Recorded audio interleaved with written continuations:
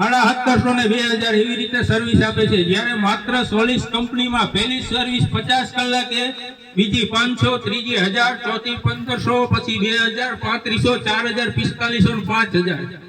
એટલે કે ટોટલ તમારે 5 વર્ષની અંદર સોલિસમાં 11 સર્વિસ કરવાની થાય છે। 11 વખત ઓઇલ ને ઓઇલ ફિલ્ટરની સર્વિસ કરવાની થાય છે।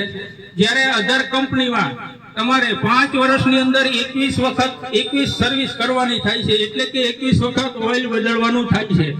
એટલે તમે વિચાર કરો, તમે ટ્રેક્ટર બધા રાખતા છો, વાપરતા છો, સર્વિસ કરતા છો, તો એક વખત સર્વિસ કરવાનો ચાર્જ તમારે ઓછામાં ઓછો 4500 થી 5000 નો થતો હોય છે। તો માની લ્યો કે તમારે 10 વખત સર્વિસ ઓછી 5 વર્ષમાં કરવાની થાય તો 45000 નો ફાયદો થાય છે। બરોબર। હવે આપણે આગળ ટ્રેક્ટર પાસે જઈ એનો વોકરાઉન્ડ, એની ટેકનોલોજી શું છે એના બારેમાં તમને બતાવશું।